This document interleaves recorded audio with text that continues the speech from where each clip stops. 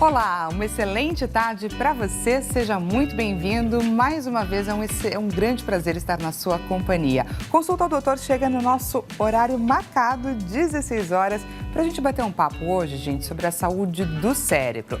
Olha só, imagina, gente, que o seu corpo é como se fosse uma grande orquestra sinfônica, com muitos músicos tocando ali, olha só, diferentes instrumentos e todos eles precisam, é claro, trabalhar juntos para criar uma bela canção como essa. Tá ouvindo? O cérebro é como o maestro dessa orquestra. É ele que coordena os músicos, que dá o ritmo, que faz ali sinais para cada sessão e garante, é claro, que todos toquem no tempo certo, no ritmo correto, na intensidade correta. Mas você já imaginou, gente, uma orquestra sem o maestro? Olha só. Pois é, gente. É sobre isso que nós vamos falar hoje, sobre essa desorganização que nós podemos ter caso o nosso cérebro não esteja operando, ou seja, controlando tudo ali magnificamente. E é sobre isso, então, que a gente vai falar. Se você conhece alguém, gente, a quem esse tema possa interessar, não hesite. Nós estamos em transmissão através do nosso site www.hittv.com.br. Como você já sabe, esse programa é feito para você e também por você. Portanto, participe do nosso bate-papo, mande o seu relato, mande a sua dúvida para o 0 Operadora 11 3337 5886. E temos enquete, claro, acontecendo e aguardando a sua participação no nosso Instagram. Por favor, diretor, coloca pra gente a enquete na tela. Pedimos, é claro, de você um momento verdade. Como que você é no dia a dia?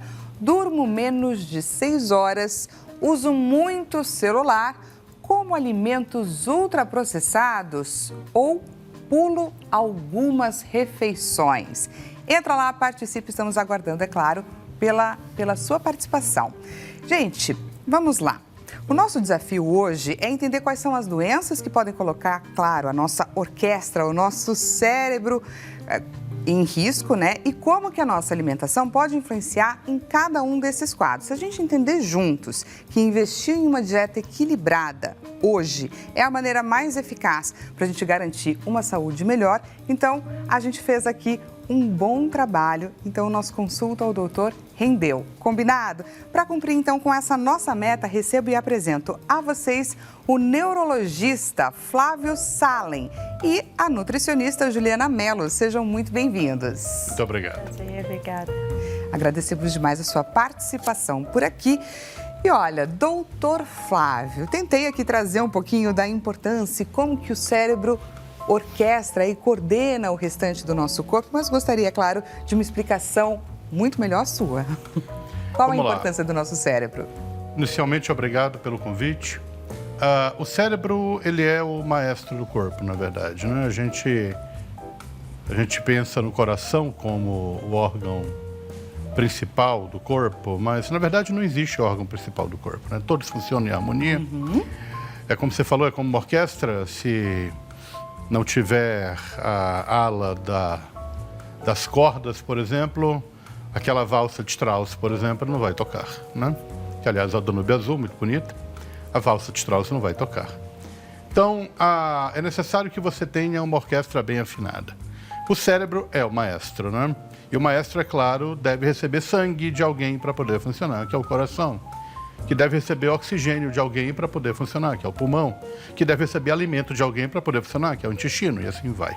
Só que, na verdade, quem decide as coisas é a sua cabeça, e a gente conhece perfeitamente bem que antes de você realizar qualquer ato, o seu cérebro já decidiu, colocando em questão se realmente o livre-arbítrio existe. Afinal de contas, a gente sabe que, isso é até filosófico, a gente sabe bastante que antes de você estender a mão para fazer alguma coisa, já existe uma decisão cortical de fazer aquilo que não chega na tua consciência. Então, isso tem até o nome, que é Bereitschaft Potential, que é o potencial de início do movimento. Quem assiste, quem gosta de neurofisiologia e está assistindo isso vai saber. O cérebro ele é formado por vários pequenos órgãos, né? É uma estrutura inteira, não é separado. Não existe separação no cérebro em termos histológicos, tissulares. Mas ele, em termos funcionais, ele é separado. Você tem o telencéfalo, você tem o diencéfalo, o tronco cerebral e o cerebelo. O cérebro se junta à medula, que é a outra parte importante do sistema nervoso central, e o cérebro manda a informação para todo o seu corpo. Então, o cérebro diz como você deve andar, como você deve pensar, como você deve agir, o que você deve fazer agora, o que você vai fazer amanhã. Pensa no que você fez ontem para saber se o que você vai fazer agora é oportuno ou não. Manda no teu coração, diz que teu coração deve bater de um jeito ou de outro, teu intestino funcionar e recebe informações do corpo inteiro. Então, isso tudo em tempo real. Que maravilhoso, não é? Olha só, gente, a importância do nosso cérebro. Doutora Juliana, levando então em conta esse contexto em que o nosso cérebro entra um maestro de uma orquestra, qual seria o papel da alimentação? Ai, doutor, parabéns pela explanação. É muito lindo, né? É muito lindo ouvir falar assim, né? Eu gosto de lembrar sempre de que o cérebro é um órgão do corpo, que parece óbvio, mas a gente sempre se preocupa com a alimentação quando se fala da digestão, dos músculos, né? Mas quando a gente fala em comportamento ou, enfim, né, qualidade de saúde cerebral, que aí depois a gente estende para a saúde mental, é sempre importante lembrar que o que você vai comer também vai para esse órgão, porque ele é um órgão que está dentro do corpo. Então, a alimentação, ela é da mesma forma que a gente fala, a alimentação é o combustível do músculo, né? Toda essa preocupação, muitas vezes, com o que a gente vê, todos os nutrientes que você vai comer, eles também são o combustível do seu cérebro. Então, essa é a importância da alimentação, é essencial, é o que vai nutrir a máquina, é o combustível que a gente coloca. Maravilhosa a explicação de vocês dois. E, gente, como o tema é muito abrangente, para facilitar a nossa compreensão, eu queria dividir as doenças cerebrais mais comuns em algumas categorias específicas. Então, vamos olhar para a primeira delas. Doenças neurodegenerativas. Gostaria, doutor, que você falasse um pouquinho sobre que doenças são essas e de que forma elas afetam o nosso cérebro. Doenças neurodegenerativas são aquelas doenças que levam a perda ou morte neuronal ou perda das células de suporte do neurônio, os astrócitos. As doenças, o próprio envelhecimento já é uma neurodegeneração. No entanto, o envelhecimento normal, ele sempre carrega consigo as características típicas do envelhecimento normal, que são uma diminuição discreta da memória e uma diminuição do tempo de da atenção e do tempo de reação. A marcha de um paciente idoso é uma marcha que carrega consigo os estigmas osteomusculares, mas sem alteração cerebral.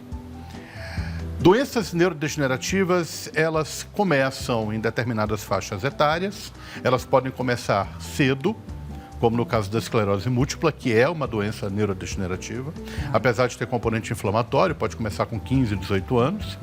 Pode começar bem mais tarde, como na doença de Alzheimer, que é uma doença neurodegenerativa, que, aliás, é a mais comum do mundo, que afeta 2% dos idosos no mundo inteiro, acima de 65 anos. Vai começar lá depois dos 65, 70 anos, a maior parte das vezes, mas existem doenças de Alzheimer precoces. E você tem a doença de Parkinson, que fica ali no meio. A doença de Parkinson, que foi descrita em 1817 por James Parkinson. E ela pode começar aí por volta de 40, 45 anos, 50 ou mais tarde. Essas três doenças não são as únicas. Você tem uma infinidade de doenças neurodegenerativas, né? Essas são as mais comuns. Essas três doenças neurodegenerativas, elas são completamente diferentes umas das outras.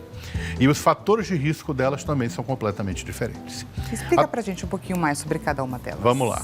A doença de Alzheimer, ela tem um fator de risco muito parecido com os fatores de risco vasculares. Idade avançada, colesterol elevado, diabetes, hipertensão arterial, sedentarismo, falta de atividade mental. Isso provavelmente fisioterapia, atividade física e atividade mental são os maiores problemas que o paciente encontra quando a gente fala que a responsabilidade do tratamento é dele e não nossa. Porque o paciente vai voltar para casa e é ele que vai aguentar a si próprio o resto da vida. E isso é interessante que o paciente saiba, porque o paciente vai no médico acreditando que a responsabilidade é do médico de tratá-lo. Não, ele vai cuidar de mim, ele é meu médico, está na mão dele. A responsabilidade na doença de Alzheimer é do paciente. Por quê? Porque a medicação que eu dou para o paciente, ela não muda a evolução da doença. Sai um remédio que muda a evolução da doença, chamado lecanemab. Estados Unidos, está em aprovação pela Anvisa, vai chegar num valor muito alto, provavelmente. Eu não sei qual é o valor atual, mas é bem caro. E melhora 30% dos pacientes em início da doença. Mas as medicações que nós temos agora e que são, em parte, custeadas pelo SUS, não mudam a evolução da doença. O que muda a evolução da doença? Atividade física, dieta e atividade mental. Eu não vou fazer isso pelo paciente, quem faz é ele. Eu oriento. Então, o paciente necessita entender isso. Se o paciente entender que enquanto ele for ativo física, mentalmente e tiver uma dieta equilibrada, ele vai conseguir driblar a doença de alguma maneira, excelente. E isso tem que ser iniciado precocemente. Porque senão o paciente ele acaba perdendo a noção do que realmente tem que fazer. A doença de Alzheimer evolui muito rápido. Você passa 2 anos, a doença já evoluiu da fase 1 para a fase 2. Então é muito rápido e você precisa agir rapidamente.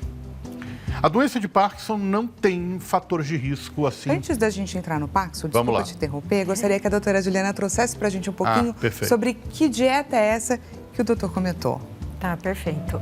Pensando que ela tem uma evolução muito rápida, logo no diagnóstico é interessante, né, quando a gente tem médicos que trazem essa abordagem, que o paciente seja encaminhado já para orientação nutricional, independente, né, de que abordagem nutricional é. Eu sou nutricionista funcional, então eu gosto de entender não só se a gente vai comer carboidrato, proteína ou gordura, mas que função isso tem dentro do corpo, que é muito o olhar da nutrição funcional. Essa abordagem, ela olha para alimentos que a gente pode considerar inflamatórios nesse momento para o paciente. Isso é muito controverso também, tá, de dizer, porque não existe um alimento que é inflamatório para todo mundo. Mas o que nesse corpo, com essa idade e nessa condição, o que para esse... Pode ser inflamatório. Exato, pode ser inflamatório para ele. O que também a gente traz, pensando em funcional, que pode inflamar um paciente, é o excesso de algo. Então, a gente tem um corpo que tem geneticamente evoluiu na natureza e tem genes preparados para estímulos diversos. E a gente escolheu comer só as mesmas coisas toda a vida por N razões sociais e culturais. E o que é muito importante é a gente pensar que a gente tem que ter diversificação na alimentação. Então, quando um paciente chega com hábitos de uma vida toda para a gente ajustar ou te trazer assim, isso pode estar inflamando, porque consome-se esse refinado há tanto tempo, todos os dias, várias vezes ao dia. Então, precisa de um estímulo diverso, precisa tirar o excesso desse corpo. Então, não é um único alimento, mas de forma geral, principalmente pensando em falar para bastante gente, né, ao mesmo tempo, que dicas a gente pode dar é pensar em diminuir refinados, é algo muito importante, e o que não quer dizer que você vai colocar só uma outra coisa no lugar, né? Então, a gente ouve muito, vamos diminuir tal coisa que tem farinha de trigo demais e aí coloca tal coisa no lugar. E a pessoa passa a comer só aquilo. Então, a ideia de ter uma composição nutricional que agrega várias coisas é importante, tá? Mas, no geral, diminuiria alimentos onde há excesso e principalmente quando eles são industrializados. Porque a gente tem uma bomba, né, de muita coisa que não tem qualidade há muitos anos. Não existe uma dieta específica, por isso que é importante ir até um profissional para fazer um mapeamento, para ele identificar um costume seu que pode estar colocando seu corpo em risco. Muito bacana. Vamos então falar de Alzheimer. Parkinson. Doença de Parkinson não tem um fator de risco tão, assim, na cara. Tá. Quais são os fatores de risco mais comuns que a gente vê no Parkinson? Morar em área rural, beber água de poço, contato com organofosforados, os agrotóxicos em geral, idade. Existem alguns estudos que sugerem que o uso de cafeína e o tabagismo protegem contra a doença de Parkinson. Isso o leigo vai ler em algum lugar. E aí vai falar, tá vendo? Por isso que eu fumo. Só que o tabagismo carrega riscos que não compensam o benefício. A cafeína é interessante. O uso moderado de cafeína, especialmente antes das 6 horas da tarde, por quem é bastante sensível à cafeína, é interessante. A doença de Parkinson, ela é uma doença que se manifesta classicamente por manifestação motora. Diferente da doença de Alzheimer, que a manifestação motora é tardia, a doença de Parkinson, a manifestação motora é precoce. E a primeira manifestação motora é a lentidão de movimentos, muito mais de um lado do que do outro. O famoso tremor parkinsoniano, tremor de repouso, ele é relativamente incomum. Tá. No começo, ele aparece em 40%, 60% dos pacientes. Apesar de que 80% dos pacientes terá tremor em algum momento na doença. Então o pessoal chega e fala, como é que ele pode ter Parkinson? Ele não treme. Tremor não é o mais importante. O mais importante é a lentidão. A lentidão é o mais E a lentidão você pode fazer... Existe um teste muito famoso para ver a lentidão, que é isso aqui, chamado finger tapping. Se você vir o dedo fazendo com menos frequência, parando de vez em quando com diminuição da amplitude, pode ser um quadro parkinsoniano. Parkinsonismo é uma síndrome de bradicinesia, lentidão, rigidez e ou tremor de repouso. Existe uma infinidade de causas de parkinsonismo. Doença de Parkinson é só a mais comum, mas não é a única. Pontua pra gente, doutora, a importância da alimentação com relação ao Parkinson. O doutor comentou bastante sobre o café. Você concorda com esse apontamento? Isso é ciência, né? Tá. De qualquer forma, os alimentos, quando a gente pensa em inflamação, é aquela coisa que eu falei no início, né? Quando você come algo que teoricamente é inflamatório, ele é inflamatório para o corpo todo. Então, a gente traz o mesmo olhar pensando em Parkinson. Um cérebro com menos estímulos inflamatórios, ele vai responder melhor, independente da gente ter menos causas, como causas previsíveis, né? Como o doutor colocou, igual em relação ao Alzheimer. Então, diminuir a inflamação nunca vai ser ruim e a cafeína pode ser um agente protetor, lembrando também do custo-benefício, né? A gente precisa entender se a pessoa tem sensibilidade à cafeína ou não. Isso pode ser genético, inclusive. Hoje é muito mais fácil identificar, mas pela clínica mesmo a gente vê. E se o paciente tem sensibilidade à cafeína, isso pode ir contra ele. Então, café sempre tem que ser dosado, de forma geral, né? 2 xícaras acaba contemplando tudo que a gente vê de orientações, mas e também um café de qualidade. Vamos falar então sobre esclerose múltipla. Esclerose múltipla é a única doença neurodegenerativa muito mais comum em pacientes jovens. Jovens. Jovens, múltipla... qual idade? Qual idade? Bem, isso varia muito. A média de idade é entre 25 a 40 anos. Tá. Mas já vi pacientes de 18, 13, 15 aparecendo com a doença. A esclerose múltipla é uma doença inicialmente inflamatória. Então você tem um processo inflamatório, esse processo inflamatório ele é direcionado por algum fator que não se conhece. Não é uma doença autoimune clássica, não pode ser considerada uma doença autoimune, porque não existe um anticorpo específico. Você tem lesões cerebrais típicas, clássicas, existe um negócio chamado disseminação no tempo e no espaço. Quem tem esclerose múltipla vai saber do que eu estou dizendo, porque vai ouvir isso todo dia do médico que trata. Ou seja, doenças em locais específicos e em momentos diferentes. O diagnóstico é complexo, envolve quadro clínico, ressonância e líquor, com pesquisa de bandas oligoclonais. Quem tem esclerose múltipla também sabe do que eu estou falando. E é uma doença de evolução lenta e progressiva, em surtos. O paciente vai tendo surto atrás de surto e pode ter um surto por mês a um surto a cada 5 ou 10 anos. Depende, varia. Os surtos podem ser perda de visão, pode ser perda de força nas pernas, pode ser dificuldade para andar, perda de força no braço, diplopia, visão dupla, tem vários tipos de surtos.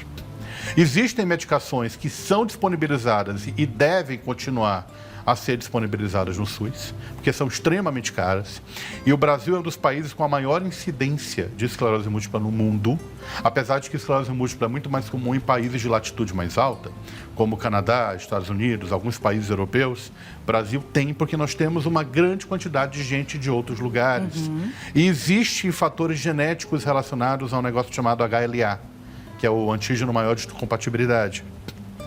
E existe um negócio chamado HLA, que predispõe o paciente à esclerose. Nós temos uma grande quantidade de população de origem europeia no país. Então, nós temos uma grande quantidade, eu não lembro quantos, existem mais de 100 mil pacientes com esclerose múltipla no país, só para você ter uma ideia. É muita coisa. E a gente está sempre diagnosticando mais pacientes. E esclerose múltipla é uma doença que afeta ambos os sexos, muito mais comum em mulher do que em homem, muito mais comum, 2 a 3 vezes mais comum em mulher do que em homem. E é uma doença que tem tratamento. E a gente consegue segurar a doença. Porque a doença evolui para uma fase secundariamente progressiva 15 a 18 anos após. E aí piora sem surto. É possível retardar a evolução? É possível retardar, não completamente, não é possível parar a doença ainda. Tá. Existem mais de 20 tratamentos disponíveis no mundo. No Brasil tem vários para tratamento da esclerose múltipla. No SUS quase todos são contemplados. Alguns ainda não são porque chegaram agora. Tipo o Ciponimod, por exemplo. Mas outros já são contemplados. E é possível diminuir a evolução da doença. E é uma doença que causa muita incapacidade, causa muita dificuldade no dia a dia do paciente. Tem uma doença que causa mais incapacidade do que a esclerose múltipla no jovem, que é a enxaqueca. Olha só. Enxaqueca é a causa mais comum de incapacidade no jovem no mundo. Esclerose múltipla é um pouquinho depois, mas causa incapacidade física também bastante. Doutora, eu queria que você comentasse para a gente sobre a importância da alimentação em um paciente que tem esclerose múltipla. Como o doutor disse, a gente não aborda a esclerose múltipla como doença autoimune, mas ela não tem esse diagnóstico. Mas na nutrição, pensando em tratar, a resposta de tratamento, quando a gente aborda como um tratamento para autoimunidade, ela é muito boa. Então, a gente tem ciência demonstrando isso e é uma abordagem no consultório que é super interessante. Então, é pensar na inflamação e na imunidade. E, no geral, são coisas também que caminham muito juntas, né? Pode ter um componente genético, então hoje a gente estuda epigenética, que é como o nosso corpo responde ao meio, pensando em estratégias nutricionais, e aí a gente chama de nutrigenética, que conseguem ativar ou inativar o gene e fazer alteração disso para diminuir a resposta de algumas doenças. E tem abordagens de nutrigenética bem sucedidas, legais, assim, com colegas que conseguiram fazer, colegas que têm esclerose de alguns tipos também, que fazem abordagem e têm bons resultados.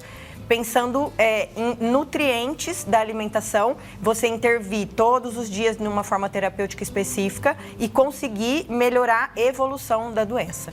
Então, pensando em alimentação, parece muito complexo tudo isso, mas de forma simples nutrientes de qualidade para o corpo, com um profissional que sabe indicar isso. Então, a gente pode usar chás, pode usar suplementações junto de uma alimentação de qualidade, pensando sempre em não inflamar o corpo e melhorar a imunidade. O intestino aqui, para mim, é o órgão-alvo. É essencial. Ele melhora... nossa imunidade, ela está muito dentro do intestino.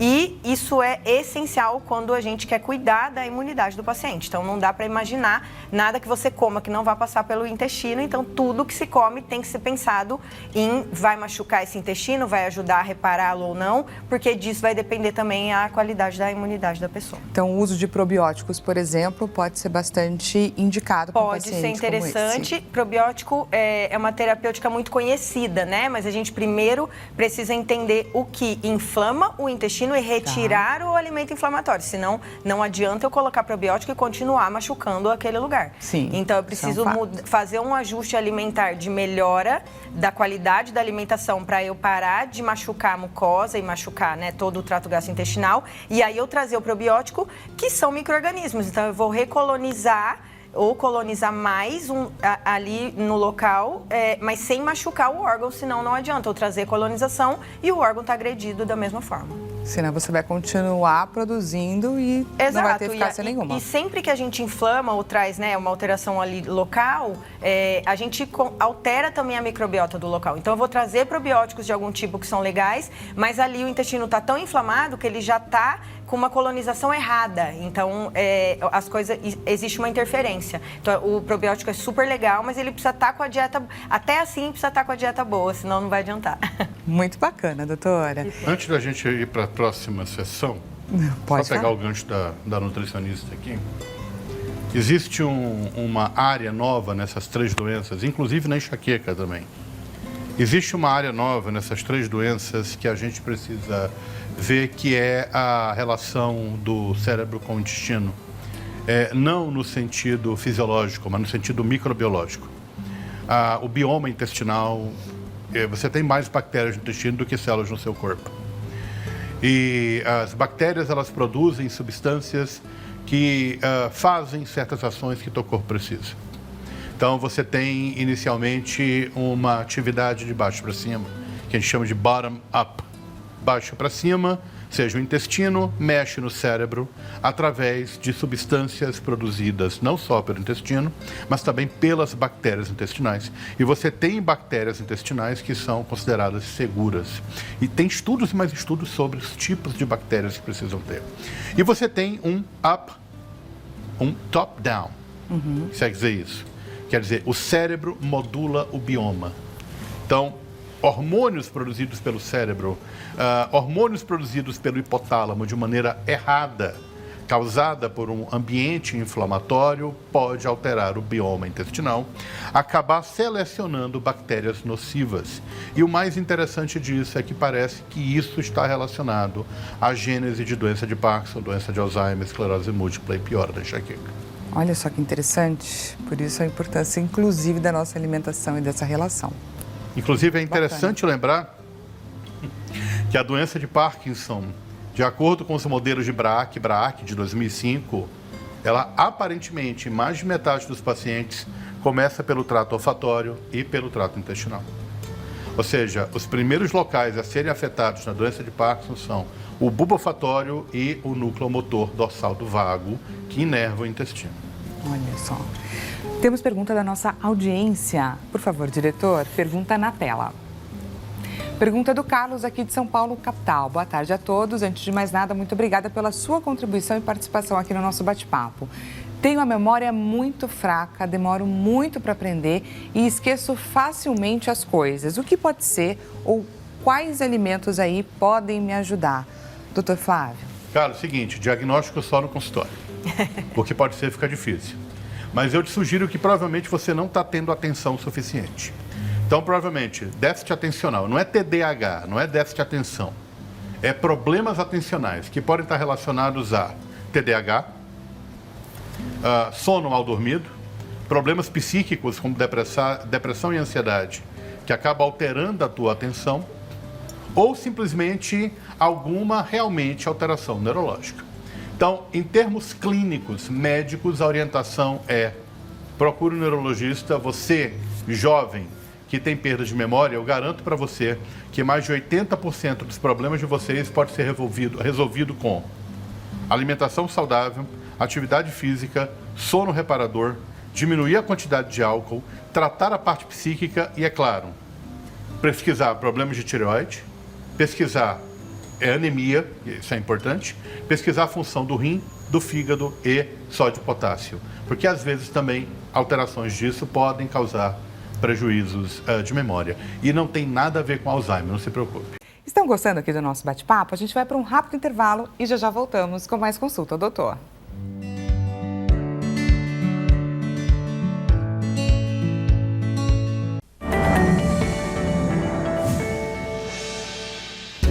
Seja bem-vindo mais uma vez, Consulta ao Doutor está de volta. Para você que chegou agora, neste exato momento, acabou de ligar aqui, estamos batendo um papo interessantíssimo, importantíssimo sobre a saúde do nosso cérebro. Pois é, as doenças aí relacionadas, estamos passando por algumas delas.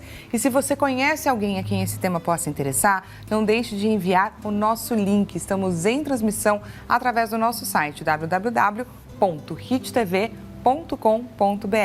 E temos também uma enquete ali nos seus minutos finais, aguardando, é claro, a sua contribuição. Por favor, diretor, enquete na tela. Queremos aí um momento verdade. Como é você no dia a dia? Durmo menos de 6 horas, uso muito celular, como alimentos ultraprocessados ou pulo aí algumas refeições ao longo do dia, por conta, é claro, desse dia corrido. Entra lá e envia pra gente a sua contribuição. Afinal de contas, esse programa, gente, é feito para você e também por você. Queremos ter você aqui no nosso bate-papo, debater as suas questões, debater o seu relato aqui, combinado? Envia pra gente uma mensagem através do 0 Operadora 11 3337 5886 para os nossos doutores comentarem. Inclusive, terminamos o primeiro bloco com uma mensagem, uma pergunta aqui do Carlos, e eu gostaria de trazer mais uma vez o relato do Carlos para que a doutora Juliana pudesse comentar, trazer aqui o olhar dela que ficou faltando. Por favor, diretor, envia pra gente aqui a mensagem do Carlos novamente na tela.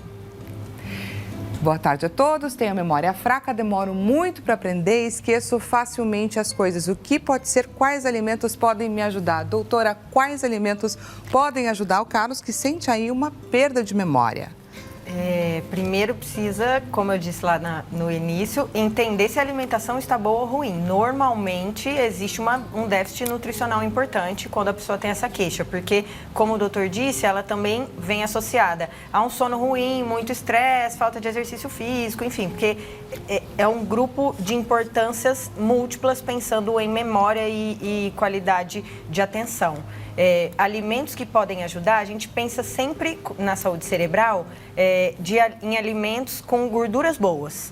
E o que não vai solucionar, logicamente, né? Não é que ele vai começar hoje, amanhã a memória vai estar boa, mas pensando nesse contexto todo, se ele puder ir agregando na alimentação gorduras saudáveis, azeite de oliva, castanhas, fontes de gordura de boa qualidade e o mais naturais possíveis. Isso é bem importante quando a gente fala em gorduras, tá? Independente de gorduras adicionadas, alimentos que têm associado a algum tipo de gordura, mas que é alimento industrializado, a qualidade do alimento natural sempre vai ser melhor. Abacate, coco, castanhas, carnes de procedência, de boa procedência, enfim, né, de animais ou que pastam ou que, quando a gente pensa em peixes gordurosos, peixes também que não são de cativeiro, tem alguns detalhes, mas sempre gorduras boas de fonte natural, é o mais importante, independente do industrializado ter adicionado algum tipo de gordura ou não. Então, Carlos, invista aí nas gorduras boas. Nós estamos tratando aqui as doenças cerebrais por categorias específicas. Vamos então à nossa próxima categoria, na tela. As doenças cerebrovasculares. Doutor, quais são essas doenças? Como elas agem aí no nosso cérebro? Vamos para a nossa segunda parte da aula. Estamos tendo uma aula aí com os nossos doutores. Doença cerebrovascular, temido AVC. Na verdade, a gente pode até colocar enxaqueca aqui no meio. Muita gente vai brigar comigo se eu falar isso, mas, na verdade, apesar da teoria vascular da enxaqueca já ter caído em desuso há muito tempo, e hoje em dia nós temos a teoria inflamatória, a gente tem uma parte vascular importante na enxaqueca. E a enxaqueca provavelmente é a doença neurológica mais mal interpretada. É aquele paciente que nunca teve dor de cabeça na vida, acorda com dor, eu estou com uma enxaqueca hoje. Dá vontade de bater na boca do cara e falar, você não sabe o que você está falando. Você não sabe o que você está falando. Enxaqueca não é uma dor de cabeça que aparece de vez em quando você dorme mal. Enxaqueca é uma doença. Enxaqueca é uma doença que leva a dor de cabeça desde a infância ou desde a adolescência, com náusea, vômito, luz, barulho incomodando, o sujeito fica imprestável por 2, 3 dias. E se a dor de cabeça for crônica, é imprestável o mês inteiro. E enxaqueca atrapalha a qualidade de sono, atrapalha a alimentação. E existe uma relação pequena, tênue, mas existe, entre enxaqueca crônica, especialmente a com aura e AVC. É mesmo? Pacientes que não tratam a enxaqueca têm, teoricamente, um risco maior de desenvolver acidente vascular cerebral. E enxaqueca é um fator de risco pequeno, que deve ser levado em conta somente em pacientes jovens que tiveram AVC, sem nenhum tipo de fator de risco além da enxaqueca maltratada. Então, enxaqueca é um problema grave, é um problema sério, é a maior causa de incapacidade no jovem no mundo. Não é uma dorzinha de cabeça qualquer, a enxaqueca é uma dor incapacitante. E não é só dor de cabeça, a enxaqueca vai muito além da cefaleia. A enxaqueca, cefaleia é o nome de dor de cabeça técnico. Vai muito além da cefaleia. A dor de cabeça, a enxaqueca é um processo inflamatório cerebral. É um processo que está relacionado a 2 proteínas importantes, que é o CGRP, que é o peptídeo relacionado ao gene da calcitonina, e o PACAP, que é o peptídeo associado à adenulato ciclase pituitária. E nós já temos medicações para essas 2 doenças. Aqui no Brasil tem medicação contra o CGRP. E nos Estados Unidos já estão se desenvolvendo medicações contra o PACAP. E nós temos uma quantidade enorme de possibilidades no tratamento da enxaqueca. Tanto a episódica, com menos de 14 dias por mês, como a crônica, por mais de 14 dias por mês, como, por exemplo, toxina botulínica, que funciona perfeitamente bem para enxaqueca crônica.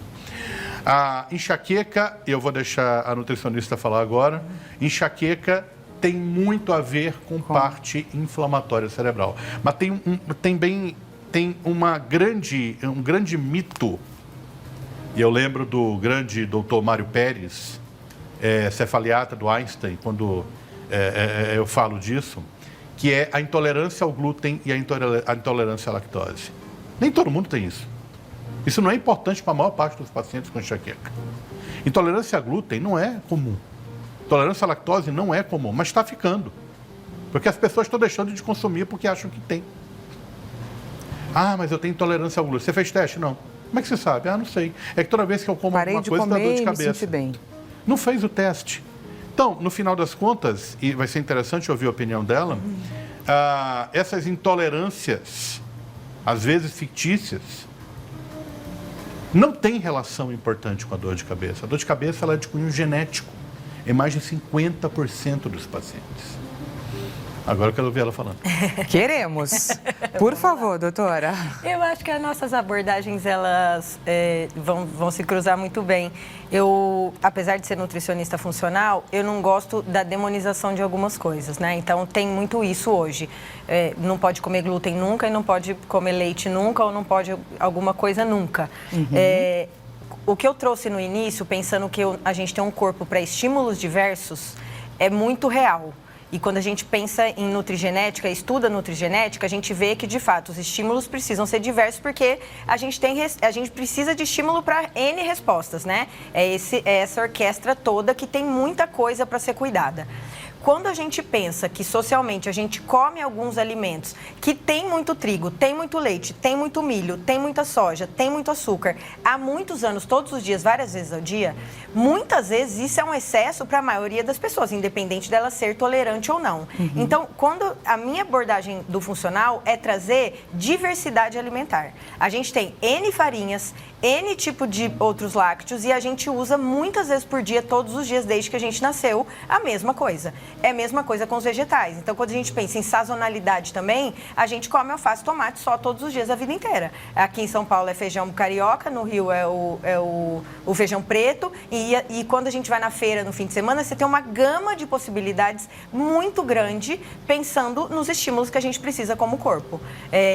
As moléculas estão alteradas, né? Hoje, pensando no que a gente tem como oferta da indústria, a gente tem no industrializado excesso, de fato, de alguns ingredientes que vão fazer esse excesso no nosso corpo. Agora, como o doutor disse, não é todo mundo que tem intolerância e nem todo mundo que é alérgico, que no caso seria celíaco, que aí é outra coisa e a gente está falando de uma coisa diferente, muito mais grave. De qualquer forma, eu gosto de variar. E assim, a gente tem, por exemplo, tem estudos que demonstram que a caseína do leite tem um papel parecido com o opioide cerebral. Tá bom, mas quanto a pessoa é sensível a isso ou não? Então, nada é para todo mundo. Mas eu acho que isso também tem que ser visto, porque, de fato, eu consigo... a gente, na prática, vê excessos e quando a pessoa traz...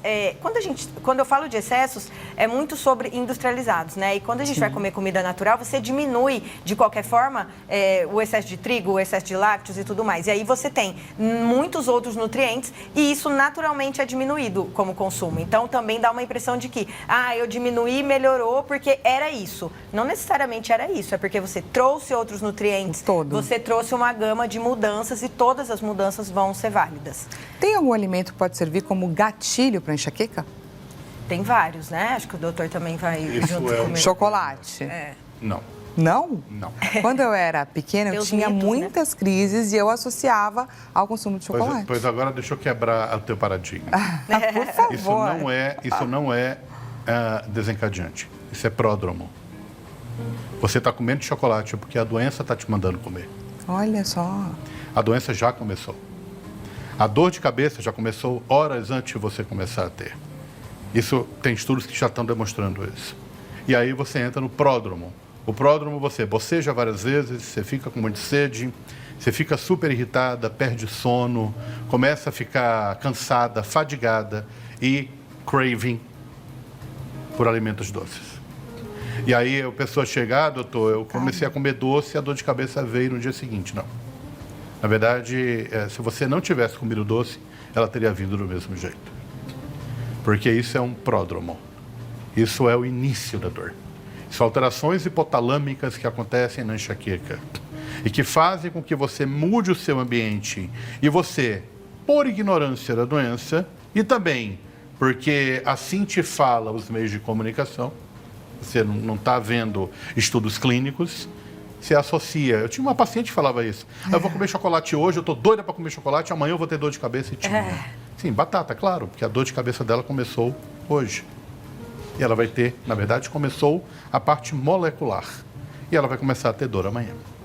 Então, alimentos que causam dor de cabeça, eu vou entrar nessa seara porque eu conheço um pouco. Alimentos que causam dor de cabeça provavelmente são poucos. Quais são eles? Não sei, ela que vai dizer. Dentro da abordagem tradicional, né, que pode ter muitos mitos, a gente tem queijos amarelos, vinho, chocolate. Vinho, para mim, é uma coisa maluca, né, de se pensar, porque o próprio álcool de qualquer bebida, ele vai ser inflamatório, né?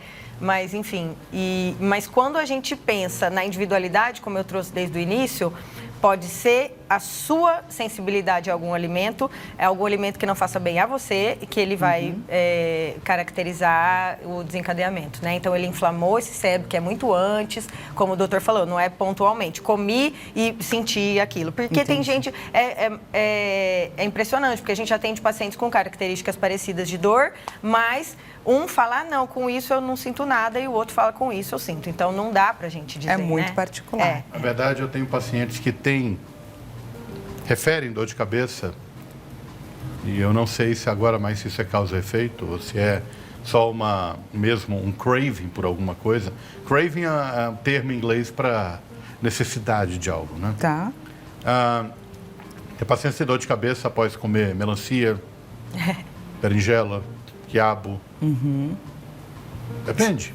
Existem os alimentos clássicos, como ela está falando aqui, né? Existe uma relação interessante, porque existe uma substância chamada tiramina, que existe nos queijos amarelos, nos vinhos doces, tintos principalmente, nem tanto os vinhos do tipo secos, né? São os melhores. E deveriam ser os únicos, mas nos vinhos doces. E a tiramina tem um potencial vasodilatador. Entendi. E a vasodilatação, ela não é o início da enxaqueca, porque a teoria de vasodilatação já caiu por terra, mas ela acontece durante... começa com um processo inflamatório e depois vai para um processo vasodilatador. É a segunda fase da enxaqueca. Entendi. Talvez tenha relação uma coisa com a outra, não sei. Vamos então falar um pouquinho sobre derrame cerebral. Não temos mais muito tempo, mas vamos falar um pouquinho superficialmente que seja, só para não deixar de falar. AVC é a causa mais comum de incapacidade no mundo depois do trauma. Então, trauma ainda é a maior causa de incapacidade no mundo, em todas as idades. AVC é a segunda maior causa, é a maior causa natural de incapacidade. O AVC é o análogo vascular do infarto do coração. Quando você tem uma artéria obstruída, carótida, vertebral ou alguma artéria intracraniana. 85% dos AVCs são isquêmicos, em que uma área do seu cérebro morre por falta de oxigênio. 15% são hemorrágicos. A maior causa do acidente vascular cerebral é hipertensão arterial. Doutor, então nos ajude e traga a importância da alimentação nessa questão contra o derrame cerebral e levando em consideração, é claro, que o maior fator de risco é a hipertensão. Exato, nessa abordagem eu não iria pensando no cérebro diretamente, mas num controle de pressão, controle vascular, que tem muito mais a ver com cuidar da obesidade, né? Tá. Então, alimentação, exercício físico. Exercício não pensando só nele como emagrecimento, como direcionador para emagrecer, mas todos os benefícios que o exercício traz. Tem estudos super recentes, o doutor deve ter visto, trazendo que quanto mais a gente tem músculo ou força nas pernas, menos tendência a demência no futuro a gente tem. Então, o benefício do exercício ele é muito além do estético ou ter músculos ou só ajudar no emagrecimento. Tá? É saúde. Exatamente. Vamos conferir, gente, o resultado da nossa enquete. Diretor, resultado na tela. Estou curiosíssima para saber a verdade. Eu ia falar isso, podia marcar vários, porque todo mundo vai marcar vários. Todas as alternativas. Pedimos a verdade e ela está aqui. Durmo menos de 6 horas, foi a alternativa mais votada. Em segundo lugar, uso muito celular. Em terceiro, como alimentos ultraprocessados. Em último, pulo aí algumas refeições. Gostaria das considerações de vocês, porque a gente é o que a gente come, a gente é a forma como a gente vive. Queria trazer, inclusive, um alerta para quem está nos assistindo e para quem, claro, contribuiu votando nessa enquete, demonstrando aí, durmo menos de 6 horas. Isso é determinante também, doutor? Isso influencia? Com certeza. Um sono no adulto tem que ter pelo menos 7 horas. 7 a 8 horas de sono sem muitos despertares. Aí a apneia do sono te faz despertar 50 vezes por hora, por exemplo. Então, dormir bem é necessário. Diminuir o celular, eu acho importantíssimo por 3 motivos. Em primeiro lugar, diminuir o celular à noite, porque o brilho da tela atrapalha teu sono. Em segundo lugar, diminuir o celular de dia, porque o celular te emburrece. Em terceiro lugar, pelo amor de Deus, para de ficar vendo notícia de gente que está morrendo, de política. Vai ler um livro, cara, que é melhor. Inclusive, estimula e muito o nosso cérebro. Com certeza, o celular emburrece. Doutora Juliana. É engraçado ver o sono, né? Como foi discrepante de todas as outras coisas. Eu achei que o celular fosse o primeiro lugar, mas as pessoas estão dormindo menos ainda do que a gente imagina. O sono, quando a gente fala sobre o sono, não é porque a gente acha bonito ou gostoso, ou só porque vai te dar um relaxamento importante. A gente tem uma cascata de hormônios, né, de regulagens, pensando até em transtornos mentais e alterações de ansiedade, depois em como você vai estar no outro dia, e bioquímicas mesmo, né? Pensando quem tem um cortisol desregulado, que tem muito a ver com o sono, tem mais dificuldade no emagrecimento. Então, dormir é parte da vida, porque ele é necessário para a gente ter saúde. E eu fiquei espantada. Os estudos demonstram que pouco sono está associado à ansiedade. Exatamente. Muito evidente. E aí coloca-se muitas vezes até 6 horas, como a gente estava vendo aqui, mas as últimas abordagens que eu vi foi como o doutor falou, pelo menos 7. Então, de 7 a 8 horas é o ideal. Pelo menos 7 horas é o ideal. Shakespeare falava que o sono é o prenúncio da morte. Bem, Shakespeare no século XVI, eu não sabia de nada. Falta de sono é o prenúncio da morte. É interessante observar que os maiores gênios dormem bem. Faz todo sentido. O sono é necessário para manter tua memória. É necessário para consolidar as memórias do dia a dia. É necessário para fazer com que o teu raciocínio melhore no dia seguinte. Não é só porque você está relaxado, mas é porque durante o sono, provavelmente, você tem uma modificação sináptica. E o cérebro decide o que é bom e o que não é bom. Aquelas memórias traumáticas, elas são fechadas ou destruídas durante o sono. Quem não dorme direito tem muito mais transtorno de ansiedade, depressivo, pânico e outras coisas, além de aumentar o risco de transtornos suicidas. É um assunto seríssimo para a gente entender, gente, que fazer boas escolhas hoje não tem a ver só com melhorar a nossa qualidade de vida, e sim com o nosso futuro. Combinado? Gostaria muito de agradecer aqui a participação de vocês. Foi muito bacana, muito enriquecedor esse nosso bate-papo. E para você que gostou, gente, aproveito para passar aqui as redes sociais dos nossos doutores. Flávio Salem, neurologista.